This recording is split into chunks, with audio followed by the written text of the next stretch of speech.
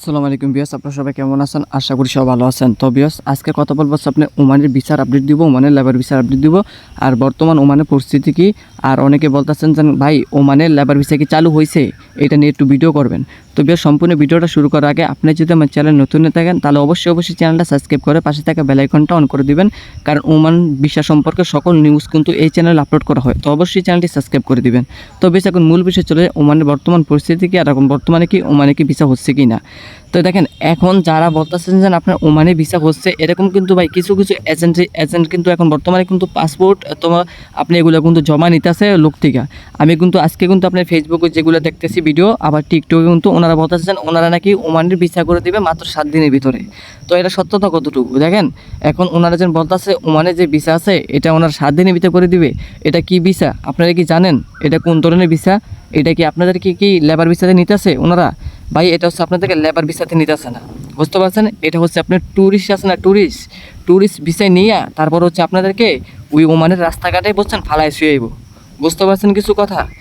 ওই যে আপনি কিছু এজেন্ট আছে না, দেখেন না, ঠিক আছে, এক জায়গাতে নিয়ে আরেক জায়গায় ফালায় শুয়ে, ঠিক আছে, তারপর আপনার টাকা নিয়ে যাবো গা। এরকম হচ্ছে, আপনারা ভুলো এই চক্রের ফাঁদে কেউ পাও দিবেন না। আমার কথা বুঝতে পারছেন ক্লিয়ার?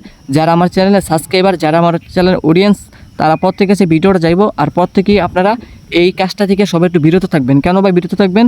কারণ আপনাদেরকে বর্তমানে যে ভিসাটা দিয়ে ওনারা যে নিব বলতেছে, ওমানে যে লেবার ভিসাটা খুলে দিছে, অথবা ওমানের যে ভিসাটা এটা দিয়ে যেন আপনাদেরকে এখন বর্তমানে যে ওনারা নিতেছে, এটা কি আপনারা জানেন এটা কি আপনাদের কি ভিসা নিতেছে?